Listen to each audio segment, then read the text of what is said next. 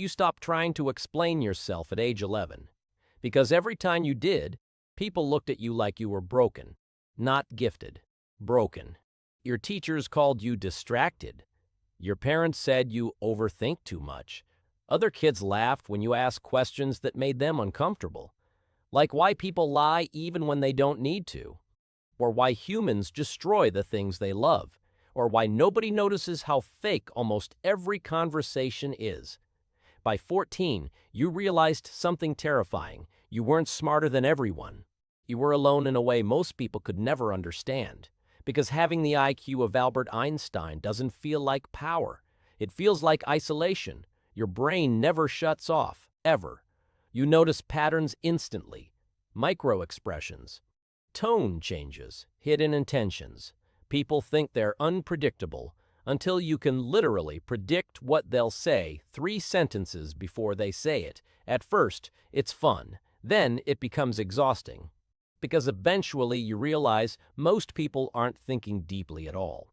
They're reacting, looping behaviors, repeating emotional patterns they don't even notice. And the worst part?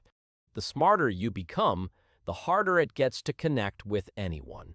You sit in rooms full of people and feel completely detached, like an alien pretending to be human. You learn to fake reactions, fake excitement, fake interest. Because when you speak honestly, people either get uncomfortable or defensive. So you stop talking. You observe instead. And observation becomes an addiction. You start studying people the way scientists study insects. How ego controls behavior. How insecurity disguises itself as confidence. How most arguments aren't about truth, they're about emotional survival. Nobody sees what you see, and deep down, you begin to resent them for it. But then something happens that changes everything. One night, 3:17 a.m., you're lying awake staring at the ceiling while your brain tears itself apart for the 1,000th time, and you realize something. Maybe intelligence was never meant to make you happy. Maybe it was meant to make you aware of reality, aware of human nature, aware of the invisible systems controlling everyone around you. That's when the loneliness changes. It stops feeling like punishment and starts feeling like responsibility. You stop trying to be understood.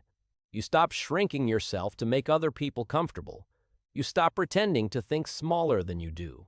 And for the first time in your life, you begin building instead of hiding. Books, ideas, systems, visions, because history was never changed by people who fit in.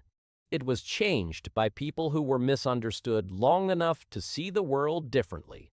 But there's one thing nobody tells you about being this intelligent. The danger isn't arrogance, it's detachment. The moment you start believing nobody can understand you, you stop seeing humanity in them.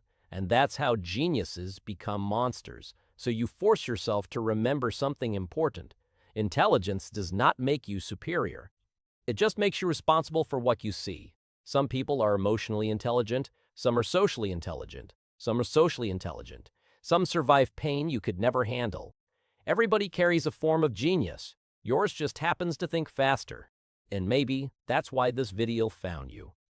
Because there's someone watching this right now who spent their entire life feeling out of place, thinking they were cursed for seeing too much.